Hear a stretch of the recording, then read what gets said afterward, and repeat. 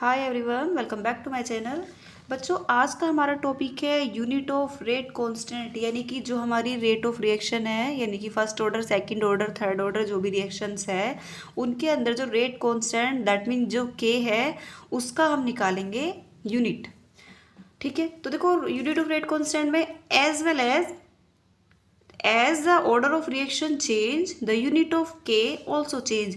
मतलब जैसे जैसे ऑर्डर ऑफ रिएक्शन चेंज होता जाता है, मतलब zero order, first order, second order, third order, fractional जो भी है, तो जैसे जैसे ऑर्डर ऑफ रिएक्शन चेंज हो जाता है तो हमारा जो के है, आपने देखा ना, ये देखिए यहाँ पर के, इसकी यूनिट भी चेंज होती जाती है, मतलब डिपेंड करती है ये कौन से ऑर्डर है। ठीक है, अब देखो मान लो हमने कोई ये रिएक्शन ले ली, A plus B equals two C plus D, ये रिएक्टेंट्स है, ये प्रोडक्ट है, और ये इनकी कोफिशिएंट वैल्यू है।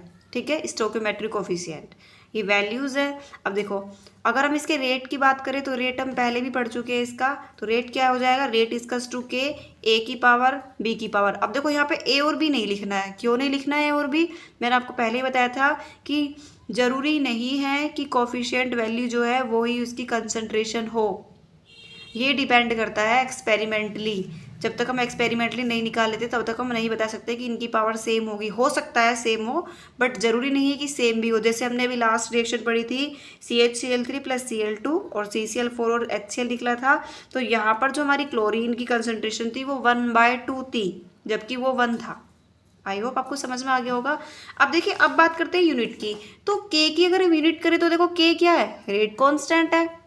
समझ में आ रही है बात? ठीक है, अब रेट की बात हो रही है, रेट का मतलब क्या होता है, रेट हमने पहले पढ़ा है कि मतलब कोई भी रिएक्टेंट या प्रोडक्ट जो है वो किस स्पीड से कन्वर्ट हो रहा है ना। तो रेट जो होता है वो होता है कंसंट्रेशन बाय टाइम, मतलब कितने टाइम में कितना कंसंट्रेशन प्रोडक्ट रिएक्टेंट प्रोडक्ट में चेंज हो रहा है।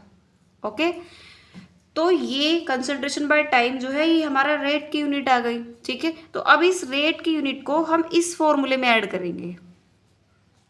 इतनी बात समझ में आ गई? तो देखो, तो यहाँ पर के इजकल्स टू रेट के लिए हमने क्या लिखा, कंसंट्रेशन बाय टाइम, और ये हमने ऐसे ही लिख दिया। अब देखो x प्लस वाई, ये कंसंट्रेशन ऑफ रिएक्टेंट है, तो इसमें दो रिएक्टेंट है तो डायरेक्ट हम दोनों लिख सकते, तो हमने ए और बी इस तरह से लिख दिया। या फिर आप ऐसे ना लिख के ऐसे भी लिख सकते हो, concentration of A X plus Y, और नीचे आ जाएगा कंसंट्रेशन, मतलब इसकी जगह कंसंट्रेशन आप लिख सकते हैं। ठीक है, अब यहाँ से हम निकालेंगे यूनिट जीरो ऑर्डर रिएक्शन में, फर्स्ट ऑर्डर रिएक्शन में और सेकंड ऑर्डर रिएक्शन में। अभी हमारे पास यहाँ पर ये यूनिट का एक फॉर्मूला आया है, इसको हम रखेंगे। फिर हम तो सबसे पहले हम निकालते हैं जीरो ऑर्डर रिएक्शन की यूनिट। देखिए, अब हम जीरो ऑर्डर रिएक्शन को देखते हैं।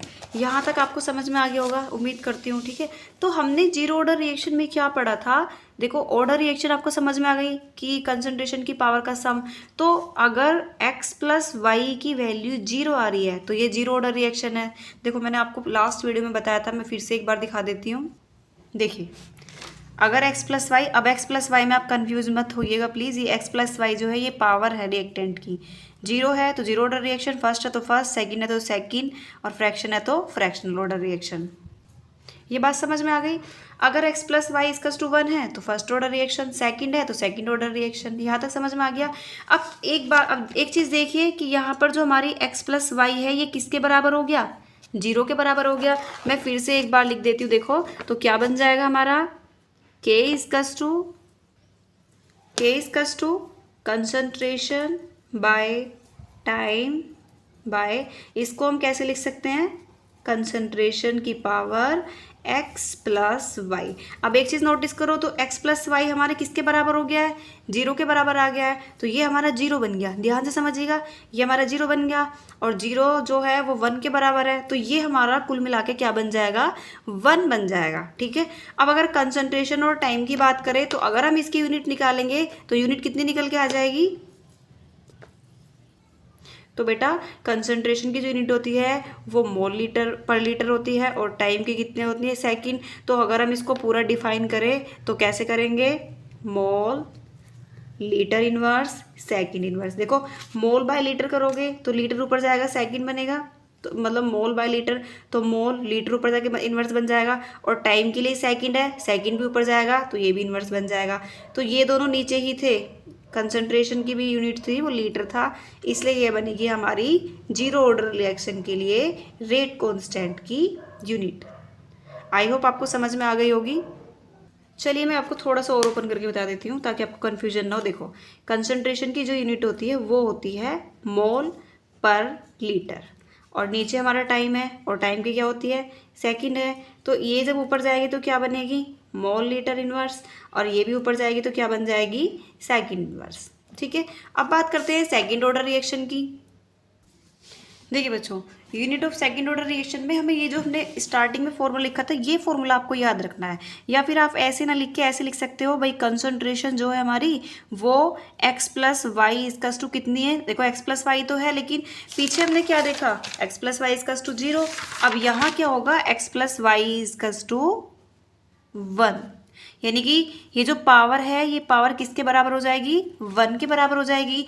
तो अब हम इसको कैसे लिखेंगे, देखो कंसंट्रेशन जो थी इसकी हमने यूनिट क्या लिखी थी, याद करिए। तो पीछे हमने इसकी यूनिट क्या लिखी थी, कंसंट्रेशन बाय टाइम, ये भी फिलहाल लिखी है हमने। ठीक है, और इसकी जगह क्या बचेगा हमारे पास, ओनली कंसंट्रेशन। तो क्या हम इसको आगे ऐसे लिख सकते हैं, कंसंट्रेशन, बिल्कुल लिख सकते हैं।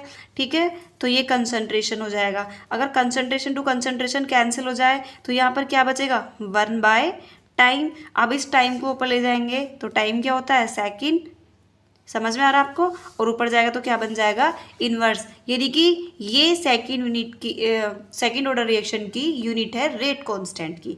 अब बात करते हैं थर्ड ऑर्डर रिएक्शन की। सॉरी बच्चा भाटी, ये फर्स्ट थी, ये देखो हमने फर्स्ट माना ना, तो ये फर्स्ट ऑर्डर रिएक्शन था, ये है सेकंड ऑर्डर रिएक्शन। तो अब हम यहाँ पर देखो इसी फॉर्मूले पे ध्यान दो, अब हम इस फॉर्मूले में इसको क्या मान लेंगे, 2 मान लेंगे। तो अब कंसंट्रेशन की पावर क्या हो जाएगी, 2 हो जाएगी। तो अब आप कैसे लिख सकते हो, कंसंट्रेशन बाय टाइम इनटू अब देखो ये क्या हो जाएगी, 1 बाय कंसंट्रेशन की पावर 2, ऐसे लगा सकते हो। नहीं, मैं इसे ब्रैकेट में कर देती हूँ ताकि समझ में आ जाए। अब एक कंसंट्रेशन से अगर हम एक कंसंट्रेशन को माइनस कर दें तो क्या बचेगा, 1 by concentration into time, sorry दिखाई नहीं दिया, 1 बाय कंसंट्रेशन इनटू टाइम बचेगा। ठीक है, अगर हम अब इसकी यूनिट देखें तो इनको ऊपर ले जाए अगर हम, तो कंसंट्रेशन ऊपर जाके क्या बन जाएगा, कंसंट्रेशन इनवर्स, और ये हमारा क्या बन जाएगा, यानी कि mole inverse litre second inverse. तो इसकी यूनिट क्या बन जाएगी, देखो कंसंट्रेशन क्या होता है आपको पता है ना, मोल लीटर इनवर्स, तो ये क्या बन जाएगी, mole inverse litre second inverse. Basically बच्चों आप ये यूनिट डायरेक्ट भी पढ़ सकते हैं, आप याद भी कर सकते हैं, लेकिन हमें ये भी पता होना चाहिए कि यूनिट्स कहाँ से आई है। अगर आप थोड़ा सा भी मिस कर देते तो आपकी यूनिट प्रॉपर गलत हो जाएगी। लेकिन अगर आपको यूनिट्स निकालनी आती है तो आपके माइंड से अगर निकल भी जाती है तो आप खुद से फॉर्मूला रखकर प्रॉपर निकाल सकते हैं। बस ये फॉर्मूला आपको याद रखना है। फर्स्ट ऑर्डर के लिए निकालनी है तो यहाँ पर 1 मान लेंगे, सेकेंड के लिए यहाँ सेकेंड, थर्ड के लिए यहाँ पर थर्ड। अच्छा, अब एक छोटी सी रिएक्शन देखते हैं और हम कोशिश करते हैं कि उसकी यूनिट क्या होगी निकालने की। ठीक है, अब मान लो हमारे पास कोई रिएक्शन है CH3CHO, जिससे हमारा क्या बनता है CH4 यानी कि मेथेन और CO। ठीक है, अब अगर हम इसके रेट की बात करें तो डेफिनेटली आप रेट निकाल सकते हो। देखो रेट इक्वल्स टू K, और हमारे पास ये क्या आ जाएगा CH3CHO, इसकी पावर दी हुई है 3/2, हमारे पास कंसंट्रेशन पावर आ गई, राइट। तो अगर हम इसके ऑर्डर की बात करें तो यहाँ पर क्लियरली आपको ऑर्डर दिखाई दे रहा है, इसका ऑर्डर कितना है 3/2। पावर ऑफ सम, ये सॉरी सम ऑफ पावर जो है वही तो है उसकी कंसंट्रेशन, तो एक ही कंसंट्रेशन दे रखी है 3/2, तो it will be order of reaction, right. तो ये हमारे पास क्या आ जाएगी 3/2। तो अगर हम इसकी यूनिट की बात करें तो देखो रेट इक्वल्स टू K, तो K तो हमारे इधर चला जाएगा और रेट आ जाएगा इधर। और कंसंट्रेशन की अगर बात करें तो हमारी कंसंट्रेशन देखो, ध्यान करो, हमने नीचे यहाँ पर तो हमने डायरेक्ट ये लिखा था कंसंट्रेशन, लेकिन यहाँ पर हमें दिया हुआ है क्या है, AB की जगह हमने यहाँ पर क्या लिख दिया, 1 मान लिया A, और जिसकी पावर क्या मान ली हमने 3/2 मान ली। इतनी बात क्लियर हुई आपको। तो अगर हम इसकी यूनिट निकालेंगे तो यूनिट को कैसे निकालेंगे, देखो रेट क्या थी, कंसंट्रेशन बाय टाइम, तो ये क्या हो जाएगा, कंसंट्रेशन बाय टाइम। और ये क्या है, हमारा एक ही यूनिट है, तो इसको हम क्या मान लेंगे, पहले तो हम नीचे बाय में लिख लेते हैं। तो बाय में ये क्या आ जाएगी हमारी, कंसंट्रेशन की पावर 3/2, यही तो हुआ। तो ये क्या हो जाएगा, तो कंसंट्रेशन बाय टाइम तो हमारा इधर ही है, अगर हम इसको इधर ले जाए तो ये 1/, में चला जाएगा, तो 1/, कंसंट्रेशन की पावर 3/, यहाँ पर कंसंट्रेशन डिवाइडेड बाय कंसंट्रेशन की पावर 3/2 है, तो इसको हम क्या करेंगे, इधर ले जाएंगे, तो कंसंट्रेशन की पावर 1 - 3/2 हो जाएगी, डिवाइडेड बाय टाइम हो जाएगा।